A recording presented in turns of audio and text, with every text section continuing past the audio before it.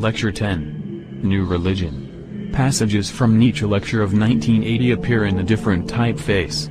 A. Introduction. 1. Having seen the outward progress of the revolution of modern times, now we turn to deeper spiritual philosophical causes of it.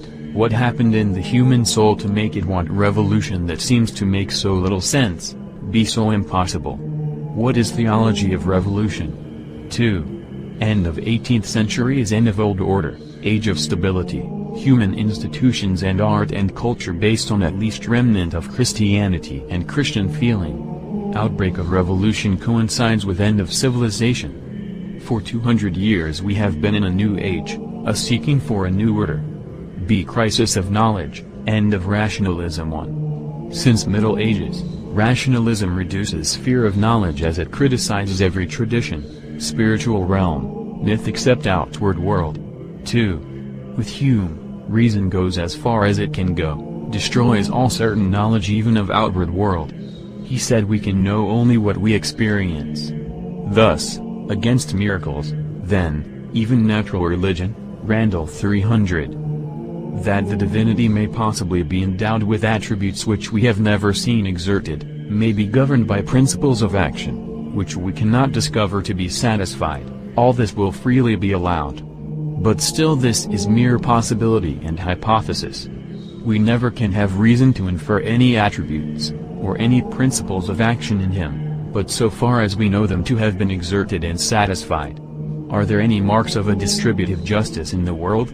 If you answer in the affirmative, I answer that, since justice here exerts itself, it is satisfied. If you reply in the negative, I conclude that you have then no reason to ascribe justice, in our sense of it, to the gods.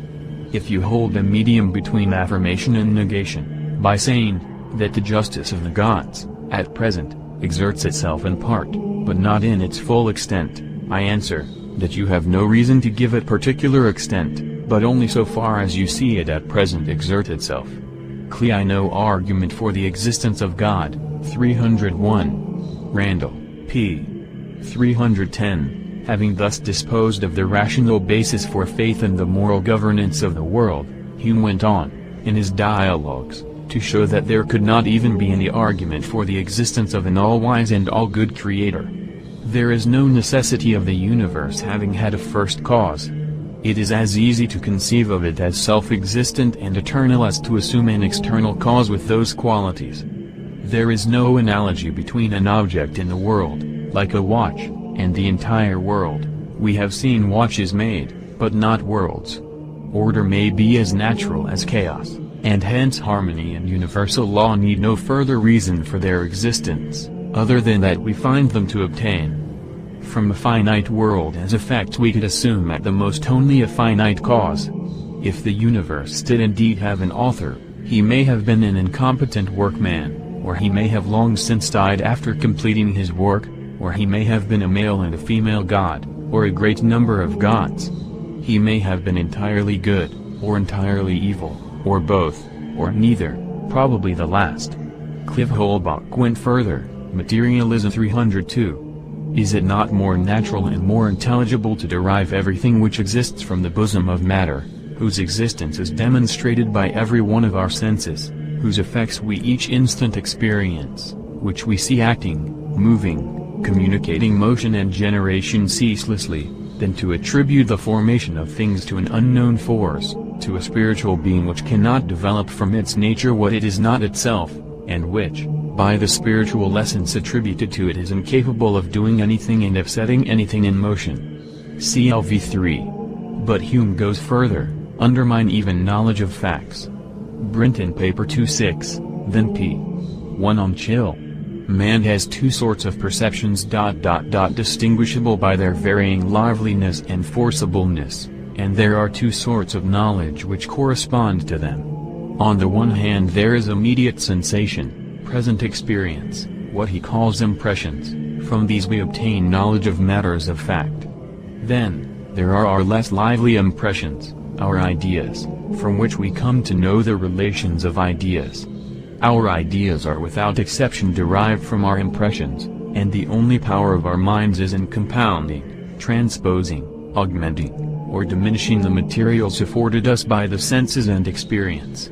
Clearly our ideas, then, are more feeble, decidedly secondary — certainly not a source of knowledge in the practical affairs of ethics, politics, economics, which, in a secular outlook such as that prevailing in the 18th century, are the principal concerns of man. No more, of course, can they tell us anything about God or any other such transcendental object beyond the experience of man. Knowledge of the relations of ideas tells us only about those ideas, not about the primary impressions from which they are derived. Knowledge here is certain, because it is subjective. If we examine the way in which our mind works, we can discover how it orders and relates the ideas presented to it, but the subjective working of our mind has nothing to do with the external reality which we seek most of all to know.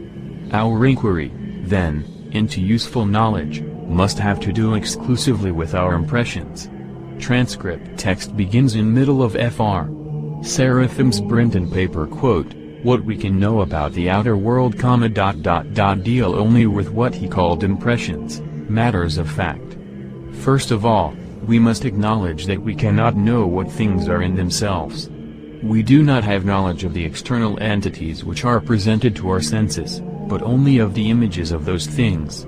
All we can know is what we perceive, and since all external objects must be seen through our senses, all we can know are those objects not as they are in themselves, but as they are seen through our senses. What we see is not a tree, but only the image of a tree as our sense of sight modifies it in taking it up into its perception.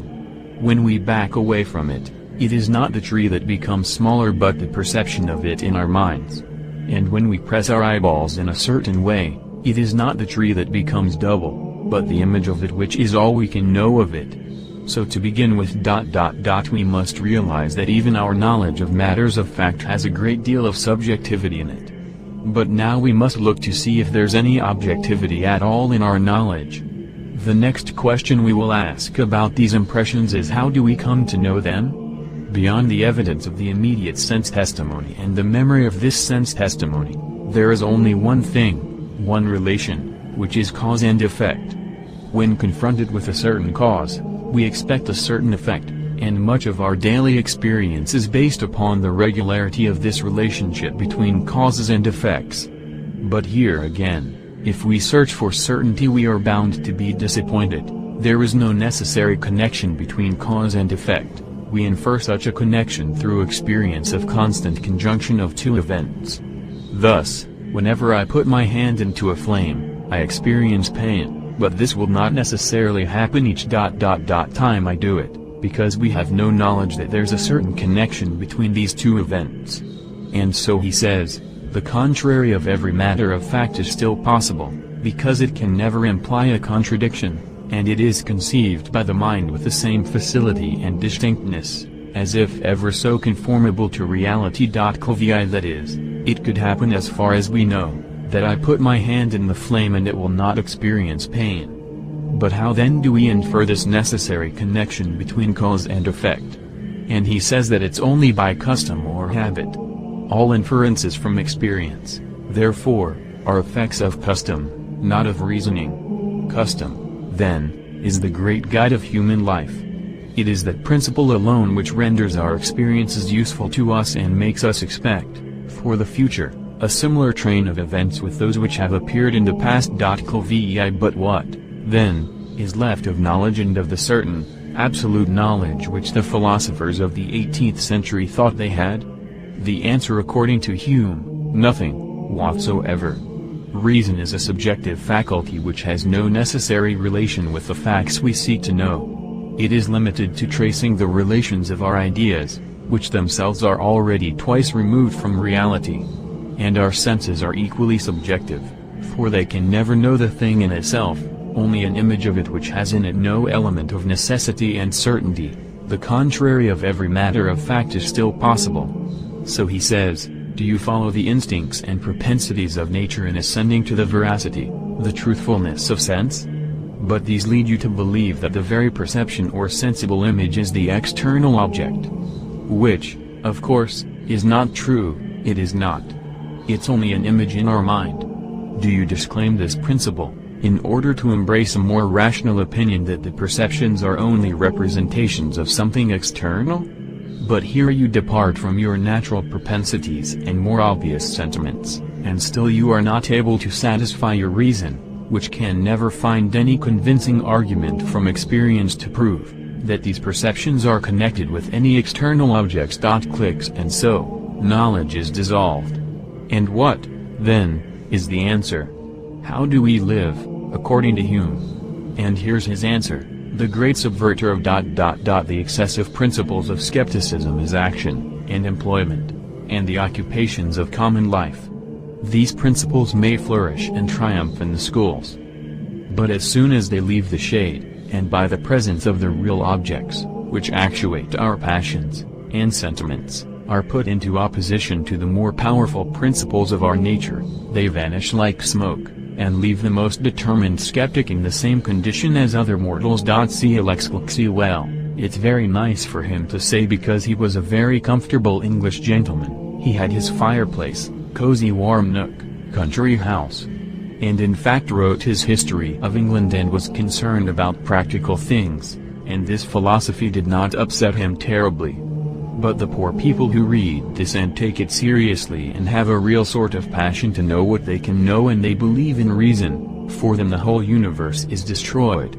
In fact, that's one deep thing in our modern thinkers for the last 200 years, this sort of despair at ever being able to know anything, which sort of dissolves the fabric of their life. You are going to believe in philosophy and sort of start reasoning things through. You want to come to the truth, and you get up against human thinkers like that. From Nietzsche 1980 lecture: This change which occurred between 18th century and, that is, from the time when Hume criticized reality, that reality is not quite as secure as we thought. End of edition. And all of a sudden the whole world sort of dissolves, and the next thing you know, you are wondering, do I exist? Does the world exist? What is what? And you can actually kill yourself if you start thinking like that and take it really seriously. And, of course, people have killed themselves over that. Others have overthrown philosophy and gone up to start burning down buildings because that's something real, action. He says action. For him action means sitting around, and smoking his pipe and writing English history. Somebody else, that is, if they don't have that education, that desire, for them action means revolution, burning things up, killing people. And so, with justice, one of the writers on the philosophy of the Enlightenment has the following thing to say about Hume. Carl Becker is his name. He wrote a book called The Heavenly City of the 18th Century Philosophers. And this Carl Becker describes all these philosophers in progress and so forth, and then he comes to Hume. And he says, when you read Hume, after reading all the other philosophers, it's as though at high noon of the great age of enlightenment, all of a sudden there's a cloud, a chill, some kind of a strange thing comes to, you begin to wonder what, I thought everything was just fine, it's all sunny and warm. To read Hume's dialogues after having read, with sympathetic understanding, the earnest deists and optimistic philosophers of the early century, is to experience a slight chill, a feeling of apprehension. It is as if, at high noon of the Enlightenment, at the hour of the siesta, when everything seems to be so quiet and secure all about, one were suddenly aware of the short, sharp slipping of the foundations, a faint far-off tremor running underneath the solid ground of common sense. All of a sudden you feel this chill. There's something cold and dark on the horizon about to come up, because the ideas of Hume destroyed reality. No more is it possible to believe, that is, can we simply accept reality the way it is. Throw God out and we will have indefinite progress in this world. And Hume destroyed the idea that the world is stable. He said we can never know the world the way it is because cause and effect is only a part of the custom. And there's no law in science. All you have is custom. There's nothing objective or absolute about it. He himself didn't become a prophet of any new religion, but he has left his ideas there. Of course, this would later produce a great earthquake in our own times. There are a lot of now modern academic historians who like 18th century a lot because it's full of optimism. It was the time of great music, Bach and Handel, And the philosophy was also very optimistic. The poetry was very upbeat and everything was very positive. There was nothing but good to come from the future, indefinite progress. And so this revolutionary age of the 18th century preceding the revolution begins with great optimism, and even the people who make the revolution also begin with great optimism, not realizing that by the end of the century, the most advanced philosophers have just destroyed any possibility for any real knowledge of the external world.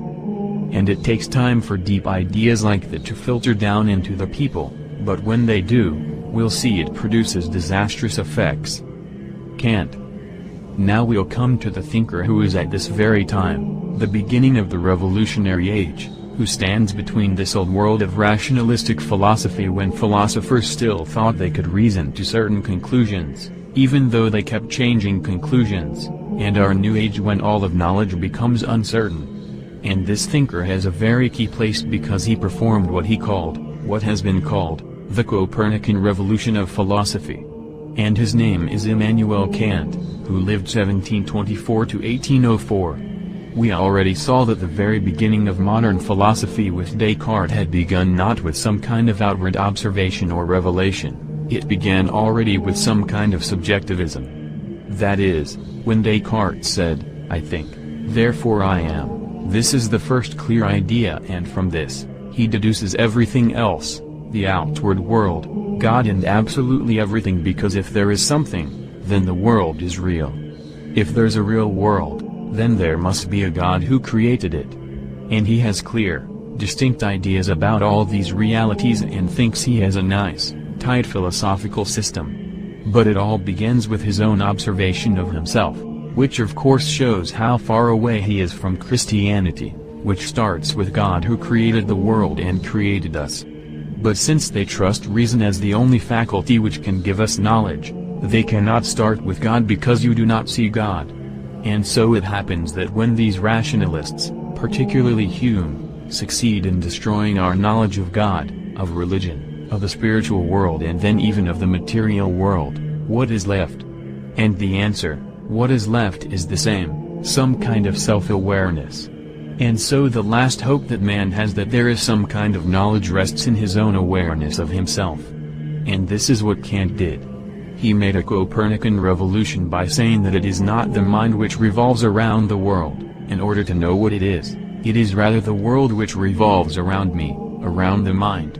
We can never know what is out there, the thing in itself, the noumenon he calls it, but we can only know it as it appears to us.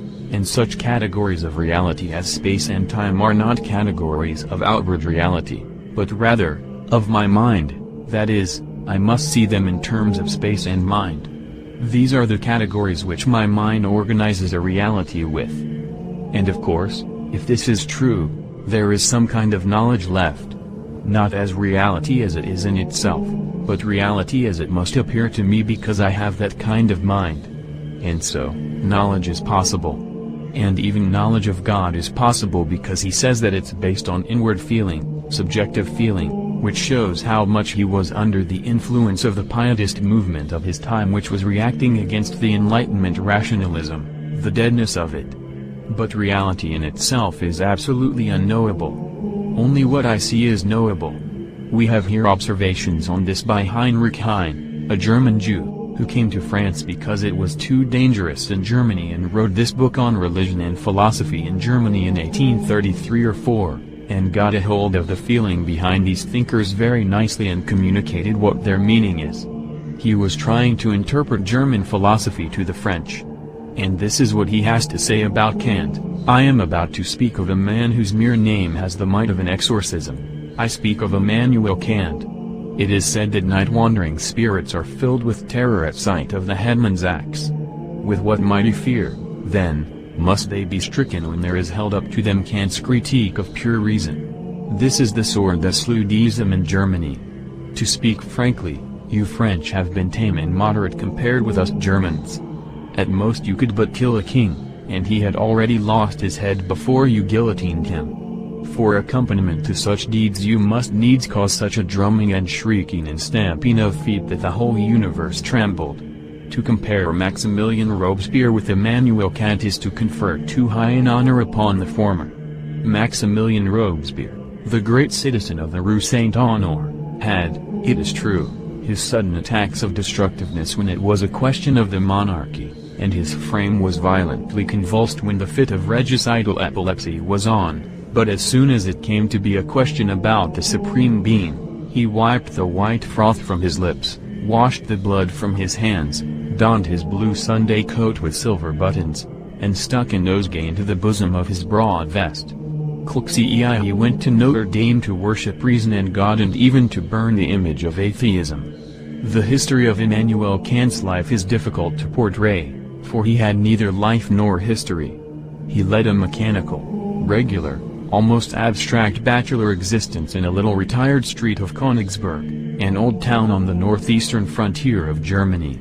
I do not believe that the great clock of the cathedral performed in a more passionless and methodical manner its daily routine than did its townsman Immanuel Kant. Rising in the morning, coffee drinking, riding, reading lectures, dining, walking, everything had its appointed time, and the neighbors knew that it was exactly 3:30 o'clock when Immanuel Kant stepped forth from his house in his grey tight-fitting coat with his Spanish cane in his hand, and betook himself to the little Linden Avenue called after him to this day the Philosopher's Walk. Summer and winter he walked up and down it 8 times, and when the weather was dull or heavy clouds prognosticated rain, the townspeople beheld his servant, the old lamp, trudging anxiously behind him with a big umbrella under his arm, like an image of Providence. What a strange contrast did this man's outward life present to his destructive world-annihilating thoughts. In sooth, had the citizens of Königsberg had the least presentiment of the full significance of his ideas, they would have felt a far more awful dread at the presence of this man than at the sight of an executioner, who can but kill the body. But the worthy folk saw in him nothing more than a professor of philosophy, and as he passed at his customary hour, they greeted him in a friendly manner and set their watches by him. But though Immanuel Kant, the arch-destroyer in the realm of thought, far surpassed in terrorism Maximilian Robespierre, he had many similarities with the latter, which induce a comparison between the two men. In the first place, we find in both the same inexorable, keen, boisterous, sober integrity. We likewise find in both the same talent of suspicion, only that in the one it manifested itself in the direction of thought and was called criticism, whilst in the other it was directly against mankind and was styled republican virtue. But both presented in the highest degree the type of the narrow-minded citizen. Nature had destined them for weighing out coffee and sugar, but fate decided they should weigh out other things, and into the scales of the one it laid a king, into the scales of the other, a god. And they both gave the correct weight. Kant proves to us that we know nothing about things as they are in and by themselves, but that we have a knowledge of them only in so far as they are reflected in our minds. Clxv not without reason, therefore, did he compare his philosophy to the method of Copernicus.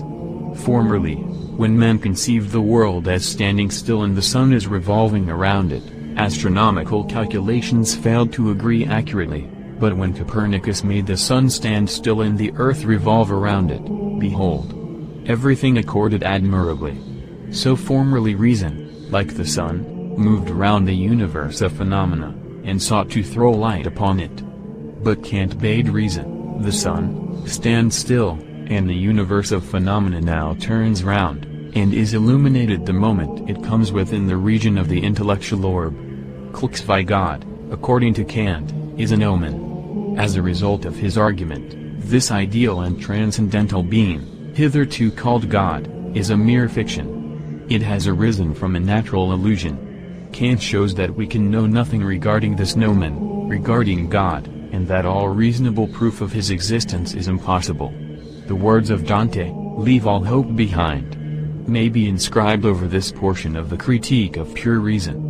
But in the end Immanuel Kant relents and shows that he is not merely a great philosopher but also a good man. He reflects, and half good-naturedly, half ironically, he says, "Old lamp must have a god, otherwise the poor fellow can never be happy." Now, men ought to be happy in this world, practical reason says so. Well, I am quite willing that practical reason should also guarantee the existence of God. As the result of this argument, Kant distinguishes between the theoretical reason and the practical reason, and by means of the latter, as with a magician's wand, he revivifies deism which theoretical reason had killed. Klux vi well, the function of Kant is to make systematic what Hume had done with his criticism, that is, to do away with knowledge of the outer world and with God, in fact, to do away with God entirely. And he restores God only on the basis of our subjective feeling. And that is why all the religious movements from this time on have a new character.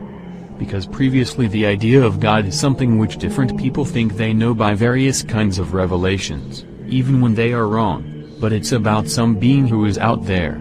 From this time on, a new kind of subjectivism enters into philosophy and religious currents. And now we begin to think about, well, later in this century we have new thought, positive thinking, science of mind, mind over matter, all these things which are to come direct from this philosopher, not because his philosophy itself sort of had direct influence, of course, it did in many places, but because he was expressing what was going through the mind of people at that time. That is, if you accept reason, you must follow him this far that we have no knowledge at all of outward things, and the only knowledge comes through some kind of subjectivism. And as a result of this, the 19th century issues forth in a tremendous outburst of new subjective philosophies. We will look at just one of these which in itself is not particularly important, but it shows what happens when a philosopher takes seriously what this Kant says. Fichte. This philosopher is Fichte, who lived about the same time as Kant, who died a little bit later. Fichte. This is what Heinrich Heine has to say about him. The question proposed by Fichte is, what grounds have we for assuming that our conceptions of objects correspond with objects external to us? And to this question he offers the solution: all things have reality only in our mind. Klux that idealism pursued to its ultimate consequences should end by denying even the reality of matter, as Fichte did, seemed, to the great mass of the public, to be carrying the joke too far. We Germans grew rather merry over the Fichtean ego. His whole philosophy is concerning the ego and how it makes reality for itself. We grew rather merry over the Fichtean ego, which produced by its mere thinking the whole external world. The laughter of our wits was increased through a misapprehension that became too popular to permit my passing over it in silence. The great mass really supposed that the ego of Fichte was the ego of Johann Gottlieb Fichte, and that this individual ego implied a negation of all other existences. What an impertinence! Exclaimed the worthy folk, this fellow does not believe that we exist, we who are much more corpulent than himself, and who, as burgomasters and bailiffs, are actually his superiors. The ladies inquired, does he not at least believe in the existence of his wife? No. And Madame Fichte suffers this. The ego of Fichte, however, is not the individual but the universal ego, the world ego awakened to self-consciousness. The Fichtean process of thought is not the thinking act of an individual, of a certain person called Johann Gottlieb Fichte, it is rather the universal thought manifesting itself to an individual.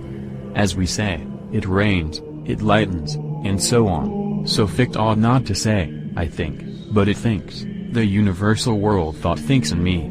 In a parallel between the French Revolution and German philosophy I once compared, more in jest than in earnest, Fichte to Napoleon. But there are, in fact, certain remarkable analogies between them. After the Kantists had accomplished their work of terrorism and destruction, Fichte appeared, as Napoleon appeared after the convention had demolished the whole past by the help of another sort of critique of pure reason. Napoleon and Fichte represent the great inexorable ego for which thought and action are one, and the colossal structures raised by both men testify to a colossal will. But through the boundlessness of this will their structures soon fall to the ground, and both the theory of knowledge and the empire crumble to pieces and disappear as quickly as they were reared. The empire is now nothing more than matter of history, but the commotion caused by the emperor in the world has not yet calmed down, and from this commotion our present Europe draws its vitality. It is the same with the philosophy of Fichte, it has completely perished, But men's minds are still agitated by the thoughts that found a voice in Fichte, and the after effect of his teaching is incalculable. CLXXY? Because now this subjectivism has entered into the mainstream of Western thought. Worship of self. From this time on, a person who wished to remain in this mainstream of thought cannot think of anything, he cannot begin with anything but himself. And as we've already seen, this is the age of fantastic egotism in all spheres: the artists, the poets, the philosophers, the political people. They come up with fantastic claims for themselves, as though men had really come to believe that only I exist and everything else is uncertain. For example, even at the end of the century Gustav Courbet, the painter, could say, "I have no master, my master is myself. There is not, and never has been any other painter other than myself." And you can talk to any modern painter and he'll tell you very similar things. He's also preoccupied with his own genius, with what he can say, that he just has nothing else exists for him.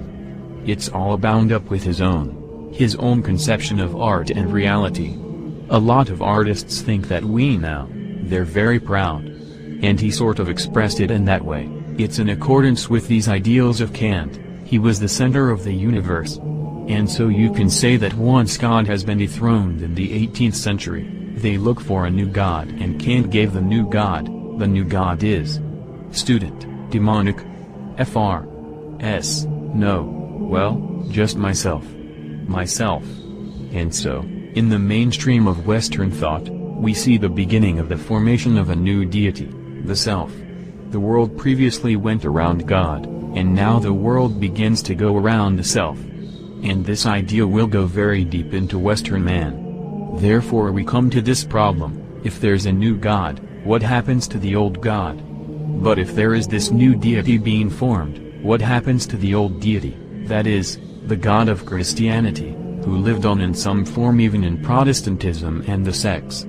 God is dead, and we see in the early 19th century first appears this idea that God is dead.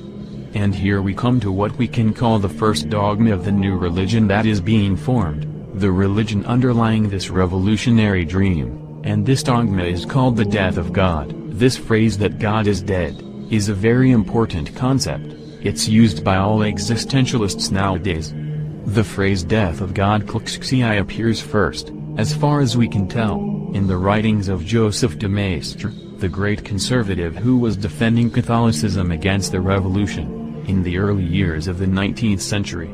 And he used this phrase to express the enormity of the rebellion against God in the French Revolution, and he said that the people who are rebelling against society, against Christianity, against the monarchy, against God, they are actually based upon the philosophy that God is dead, and want to make a new God. In other words, Christianity is dying and the new religion is coming to birth. No one even particularly read this phrase. It was not an influential page of his, de Maistre's, writings. So it's not because they read him, but they weren't talking about it. Because this idea now begins to enter into the consciousness of European man, the man of the apostasy. The idea that God they used to have is now going away. They were being deprived of God. And we'll see in this same Heine, who was a sort of romantic revolutionist, how he used, this is about 1833, this very phenomenon, which he sees still as a process going on. A peculiar awe, a mysterious piety, he writes, forbids our writing more today. Our heart is full of shuddering compassion. It is the old Jehovah himself that is preparing for death. We have known him so well from his cradle in Egypt, where he was reared among the divine calves and crocodiles, the sacred onions, ibises and cats. We have seen him bid farewell to these companions of his childhood and to the obelisks and sphinxes of his native Nile, to become in Palestine a little god-king amidst a poor shepherd people, and to inhabit a temple palace of his own. We have seen him later coming into contact with Assyrian Babylonian civilization, renouncing his all-too-human passions, no longer giving vent to fierce wrath and vengeance, at least no longer thundering at every trifle. We have seen him migrate to Rome, the capital, where he abjures all national prejudices and proclaims the celestial equality of all nations, and with such fine phrases establishes an opposition to the old Jupiter, and intrigues ceaselessly till he attains supreme authority, and from the capital rules the city and the world, urban et urbam. We have seen how, growing still more spiritualized, he becomes a loving father, a universal friend of man, a benefactor of the world, a philanthropist. But all this could avail him nothing. Hear ye not the bells resounding? Kneel down. They are bringing the sacraments to a dying God. Clxxei, of course, this is the idea that enters now into these advanced minds who sense very quickly the spirit of the times. What they mean to say is Christianity is dying, a new religion is being born, and, to symbolize a new religion, of course, a new God is being born. But the old God now must die, that is, Christianity, the whole idea of Christianity, centering around the God of Christianity, is now dying off. Nietzsche. Later in the century this very idea attained its most powerful, maximum expression in a very important thinker for us whose name is Friedrich Nietzsche.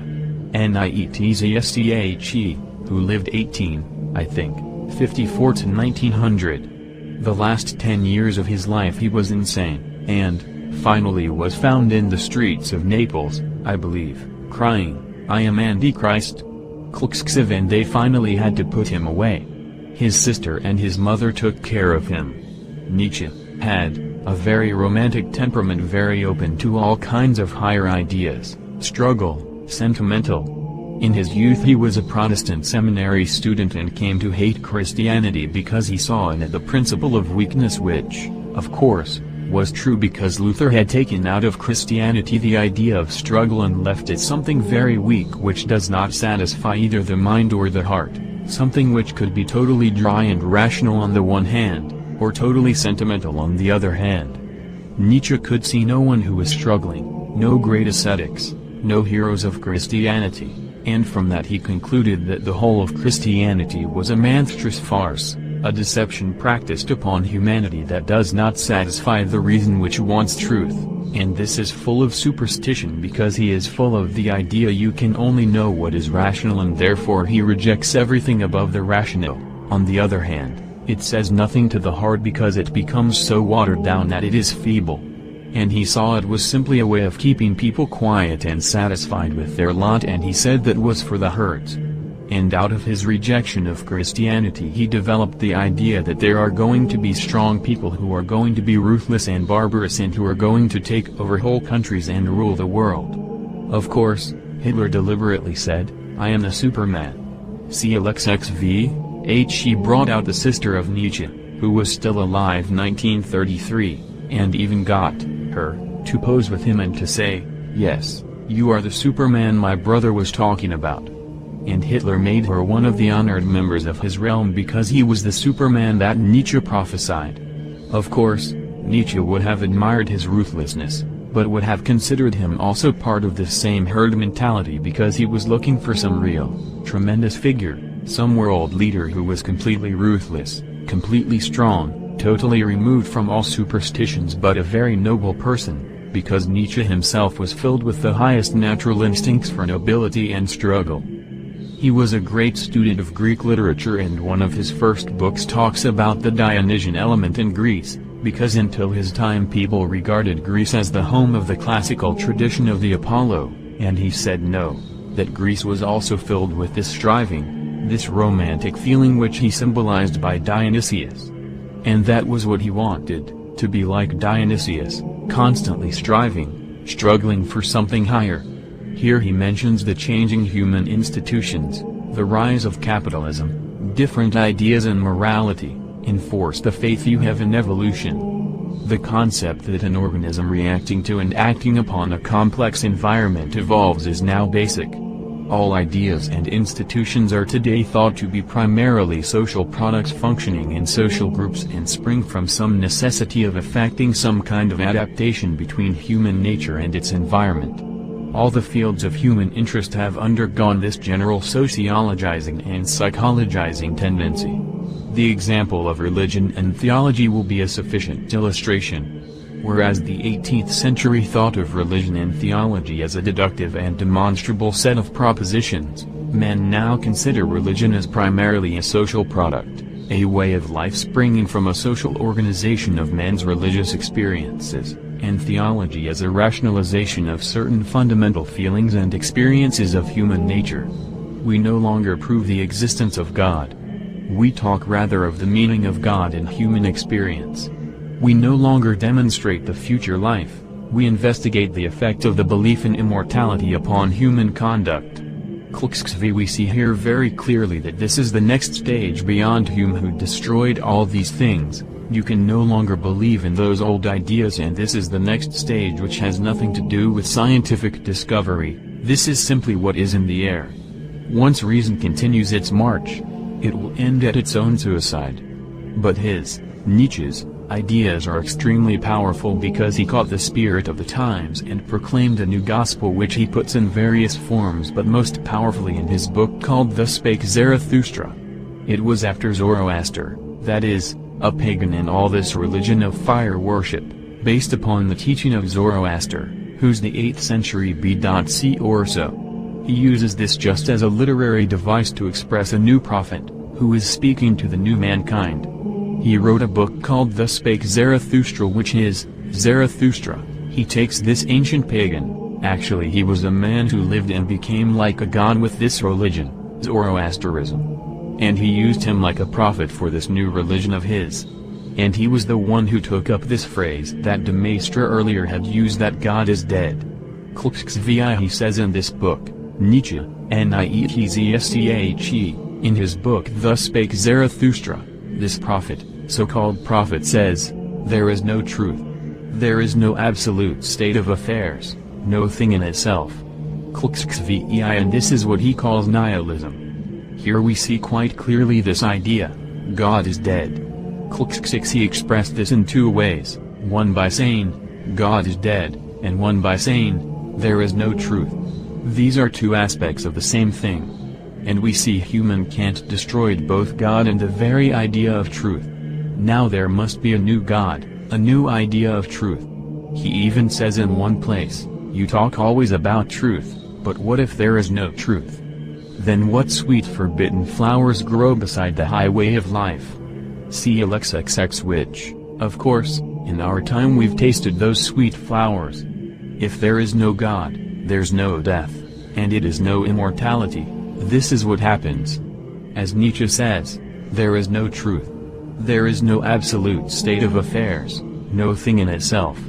This alone is nihilism, and of most extreme kind.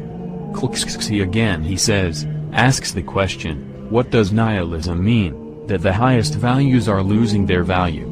There is no goal. There is no answer to the question why? All the questions which the human mind asks, why am I here? Where does it all come from? What's this life about? What does it end in? Is there life after death? And he says there's no answer. There's nothing out there. There's no absolute. There's no God. There's no answer to your questions. Nihilism is this very spirit which animates the revolutionaries, turn everything to nothing, destroy, let nothing be left. Wipe it all out. And Nietzsche is the philosopher of this. He expresses quite poetically this phenomenon of the death of God. Kant was very a rationalist, abstract, and simply expressed what was in the minds of people at that time, what you must think like if you are to be in the main tradition of Europe. Remember what Kant said? The thing in itself, we can't know what it is, that reality out there. And he says there simply is no thing in itself. There is no truth. There is no absolute. In other words, he's totally influenced by Hume. And he, Nietzsche, sees that Kant does not solve the problem. But Nietzsche was a poet. In fact, he wrote some very lovely poems. These are on the dark side of life, deep midnight, and this loneliness, and so forth. And he expressed very poetically this new reality in human life, in the life of the people of this apostasy. He says, the death of God had begun to cast its first shadows over Europe, and though the event itself is far too great, too remote, too much beyond most people's power of apprehension, For one to suppose it so much as the report of it could have reached them, still it is coming. And Nietzsche called himself the firstlings, that is, he and others like him, the firstlings and premature children of the coming century, of which as he said was to be the century of the triumph of nihilism. CLXXXV he says, in another place, because then most people were living ordinary lives, they're going to work in factories, and literature was flourishing and art and music, he said. But this idea what he is describing, the death of God, when it filters down to the common people, there will be an upheaval in the world such as was never seen from the beginning until now, because the whole of society will be overthrown. He puts in the mouth of one of his characters, a madman, this idea of the universe becoming upside down. The madman proclaims to the people in the joyful wisdom, nihilism, p. 72n, the joyful wisdom, number 125, we have killed him, God, you and I. We are all his murderers. But how have we done it? How were we able to drink up the sea? Who gave us the sponge to wipe away the whole horizon? What did we do when we loosened this earth from its sun? Whither does it now move? Whither do we move? Away from all suns? Do we not dash on unceasingly? Backwards, sideways, forwards, in all directions? Is there still an above and below? Do we not stray as through infinite nothingness? Does not empty space breathe upon us? Has it not become colder? Does not night come on continually, darker and darker? The rest is from the Nietzsche lecture and the question and answer lecture. The thought was, he said, that the earth up until now has revolved around the sun and all of a sudden it's got loose and it begins to go out into outer space. And people look around and they see that things begin to get darker and darker, and begin to wonder where is up and where is down, what's right and what's wrong. They begin to lose their moorings, and begin to get all mixed up. Then you see that everything begins to get darker, as though the world is going out. That's the concept. Henceforth if there's no more God, then life becomes entirely different. And frightful possibilities open up. This is the world of today's mankind, that is, the ones who are still trying to retain the main tradition of European history and thought. Kafka. This can be very well seen in much of contemporary art. Franz Kafka's an interesting person. There've been movies of his stories, but his stories are very powerful because they're understated, and they're such very clear, very nice German. I started to read it in German, very simple, straightforward presented. No complicated language, in very clear language to present a fact which is absolutely horrible. This Kafka's a very interesting writer because he writes all these things in a very matter-of-fact way. It's not as though it's something unusual. For example, in Kafka's The Trial, someone is brought up for trial for a crime he doesn't know what it is, he's not guilty, he doesn't know whether he is guilty or innocent. He's announced to be, you go on trial tomorrow at 10 o'clock. On trial? What did I do? We don't know. Just show up. And he goes and he finds these very shadowy figures. It's all very mysterious. He doesn't know who his judges are. He doesn't know what his crime is, who his witnesses against him are, what he did. And this is presented in such a matter-of-fact way that it is as though he is living in a nightmare. And it turns out that apparently just for existing he's guilty. He doesn't know quite how to answer it and they kill him off someplace. And it's just this idea that there's no sense anymore, no logic, just that, because there's no more God, you are in a state of being hounded. Or again, his story called Metamorphosis, it's a autobiography of this young man lives, who, with his mother, and he wakes up one morning and discovers that he is a big brown bug, 6 foot high, a big beetle. His mother comes in and sees him and says, "Oh, my, can't let you outside in that shape." And this story is about how he is suffering because he has become a beetle, and he's not bitter about it. That's just the way it is, he's become a beetle, and it's very difficult to get along with his family. And his mother, his family's sort of just hushing up the matter. SHHH. Don't tell anybody. Where's your son? Oh, he's resting today. Don't disturb him. And so they're also embarrassed as they come and discover he's turned into a beetle. And I think he finally ends up crawling and dying on the floor or something. And it's presented in such a matter-of-fact way that, and it's so horrible, this whole idea. And you say, what's the point? The point is that, just like Nietzsche says, reality became different now. Now we don't know whether, are we human, are we not human? Start teaching we come from apes and you begin to say that we have ape-like nature in us. If we have an ape-like nature, we might have beetle-like nature too. Before anything this lower animal thing begins to enter into our human nature. If there's no more God, then our whole outlook on life becomes free. You can be a beetle, you can be a man going to the stars. You can have advanced civilization. There's all kinds of new possibilities open up. This is what the more recent writers, in the last 20 years or so, call the art of the absurd. We also see someone like Eugene Ionesco, the Romanian playwright who lived in Paris, who writes about people turning into rhinoceroses and this whole surrealistic atmosphere. It's all laid, like parodies, sort of allegories expressing how silly the human situation becomes because there's no more God, that life is ridiculous. Or Beckett the whole play takes place in a garbage pail and they're waiting for Godot, and they're waiting for some kind of new revelation, and sit there talking about how God is gone and so forth. Also Camus, who talks about rebellion as the only thing in doing leads to the reality of life, and the most logical thing for a man to do is to commit suicide. And he finally dies by running his car into a tree. And this whole world of contemporary art, which is full of loneliness, absurdity, we do not even know what's up, what's down, what Nietzsche says, we become very cold and lonely. One man can be lost in an infinite universe. We don't know what's going on, because the sun has gone out.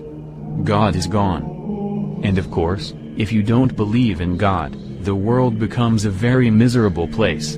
Indeed, you don't know where you're going, what you're doing, because God gives meaning to everything else in life. Everything is permitted. This first dogma introduced from the new religion, it's actually preparing for the new religion, that is, the death of God. There is no God, there is no truth. Has several consequences, corollaries. The first consequence is, as Nietzsche says, there is no God, therefore everything is permitted. The same thing is said by Ivan Karamazov in Dostoevsky's novel, if there is no immortality, everything is permitted. 6. In fact, we'll see that Nietzsche and Dostoevsky were thinking exactly on the same wavelength, had exactly the same ideas, because they were both in tune with the spirit of the times. But Dostoevsky approached it from the point of view of someone who knows orthodoxy, and Nietzsche approached it as the prophet of this new teaching, because he did not know Christianity. And he considered Christianity to be a doctrine of weakness, the herd mentality. So, this is all bound up by, if God is gone, there is no truth, there is no eternal life, all that Christian civilization lived on is now gone. It's only a matter of time until because if faith is gone, everything built from that faith will disappear. And therefore the revolution becomes logical.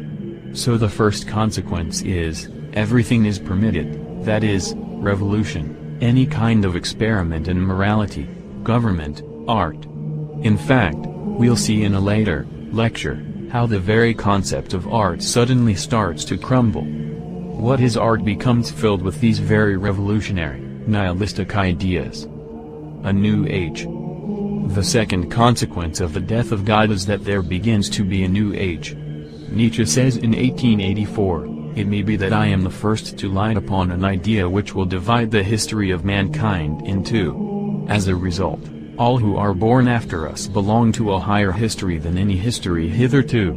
CXC. Of course, this is the age when God was still meaningful, when Christianity was still alive to some degree. There's some remnant of Christianity.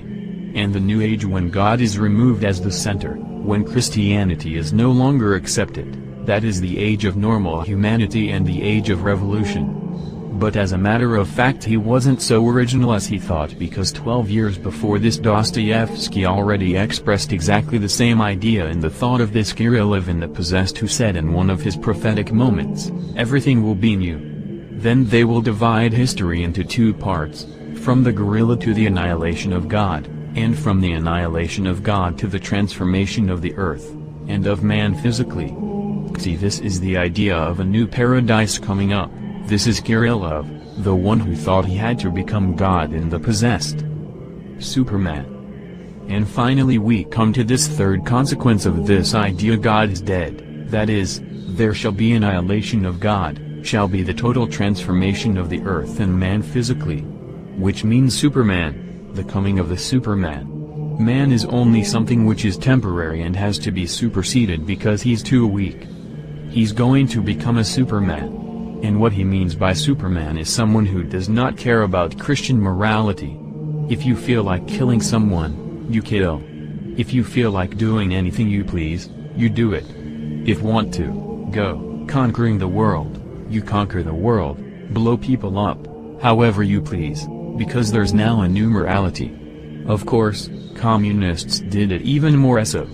And you can say, that's anti-Christian, but they say we're beyond Christians. We have new morality, we have the morality of Nietzsche, that everything in the past belongs to past history.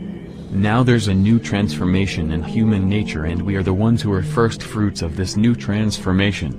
Therefore we can do whatever we want to. In order to challenge that, if they have the power, they will squash it. If you want to challenge it, you have to convert them to Christianity, and then they will see their mistake, repent, and a whole new history begins. And this is how Nietzsche expresses it: shall we not ourselves have to become gods merely to seem worthy of it, the death of God? That is, the fact that man has killed God. If the old God is dead, the idea is that there must be a new God. Again Zarathustra says, in Nietzsche's book, dead are all the gods. Now do we desire the Superman to live? And Kirillov the possessed says, if there is no God, then I am God. And Dostoevsky distinguishes between the God-man Jesus Christ and the man-God, the new being who is coming up from the earth to become God. Zarathustra says again, I bring you a goal, I preach to you the Superman. Man is something to be overcome. What have you done to overcome him? All things before you have produced something beyond themselves. And would you be the ebb of this great flood? Would you rather go back to the animal than transcend man? What is the aid to man? A jest or a bitter shame? And just that shall man be to the Superman, a jest or a bitter shame. You have traveled the way from worm to man, and much in you is still worm. Lo, I preach to you the Superman. The Superman is the meaning of the earth. CXCV. At first this seems a fantastic idea. What does it mean? Superman. You probably recall what Marx had to say about mankind being changed by means of violence, that is, man himself will be changed to be made fit for the new kingdom of communism. Contemporary writers such as Eric Kohler talk about all the changes of modern society, both physically and in ideas, are producing what he calls a mutation, some kind of new man. And if, on top of that, we bear in mind the so-called scientific idea of evolution, which in fact Nietzsche already believed in, we see that this idea of the coming of a new kind of man, of Superman, is not at all some kind of fantasy. It is a real idea which has been arrived at naturally, logically, by Western man in his falling away from God and trying to find the new religion. And the next generation comes along, and because these ideas are not in a vacuum, someone hears them, they begin to act according to them. And of course the answer to all these questions can be found in one writer, which is Dostoevsky. He was thinking about exactly the same things as Nietzsche, at the same time but a little ahead of him, and he had already the answer. Therefore, if you want to understand these problems very deeply, you read his books. First one is Crime and Punishment, which describes how someone thought he was going to become Superman by killing off these two useless old ladies, or rather killing off one, and taking money and making himself into a person who's preparing for the future. And he discovers that he has a conscience, that it's not so easy to do something like that. But this is all a fantasy, it's a fantasy world he's living in. The same thing was done in 1920 or so, the famous case where two students, Leopold and Lobdot, no? Velti, and they began to live by it. And if you look at the kinds of crimes which are being performed now, you will see that in the last 20 years especially there's been a great increase in crimes which don't make any sense.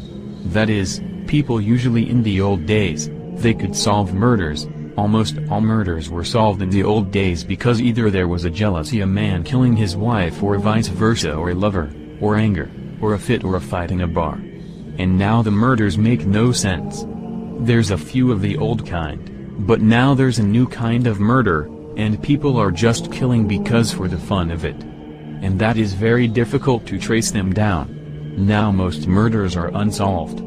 They can't find who did it because there's no connection. There's no logical connection. It's not a family member, it's not somebody who got mad at you, just somebody who felt like killing. And this kind of crime is shockingly increasing. It shows society's in a very bad shape.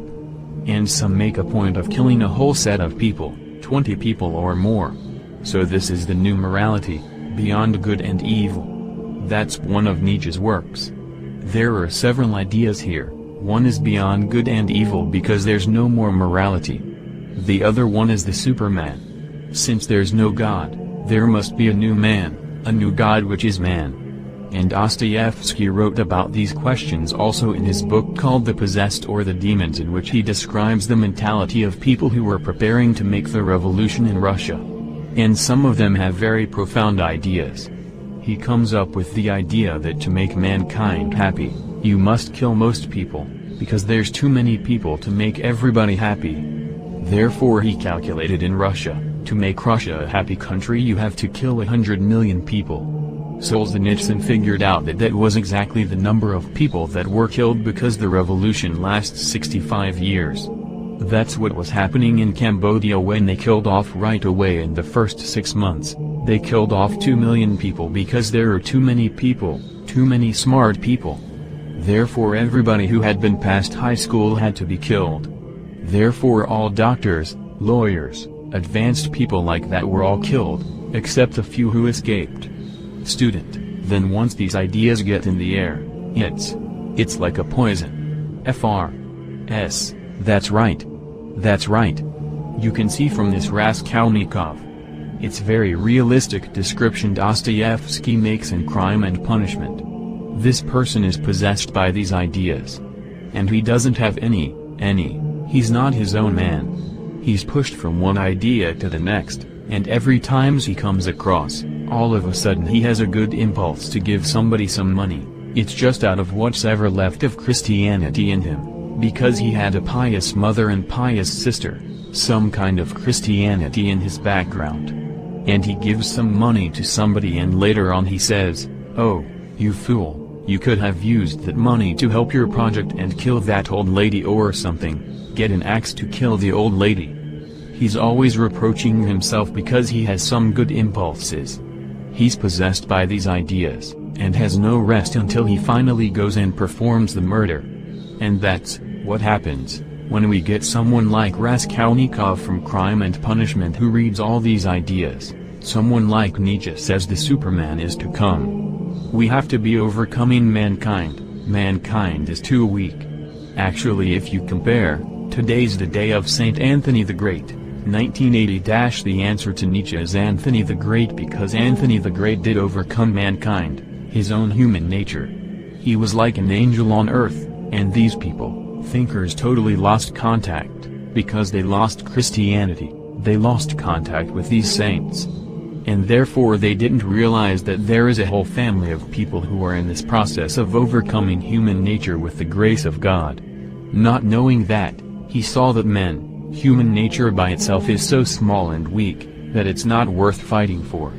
Therefore it has to overcome but by some kind of external thing. And they jumped upon this idea of evolution because that shows you man was once a ape-like creature who is going to become something else. He's going to come to something higher. And therefore the present stage is only intermediary stage, nothing particularly important. Therefore if you kill 100 million people, there's no particular thing wrong with that. Or in Cambodia when the communists took over, they killed 1/3 of the population. Nothing particularly wrong, it's just an experiment. And we're heading for some higher state, therefore it's justified. And the only measuring stick is Christianity. And with the doctrine of evolution, there is found what seems to be a scientific foundation. This very complex question of evolution, which has many aspects, scientific, philosophical, religious, and is one of the key ideas of our times, which requires a great deal of concentration to get all the aspects of it straightened out.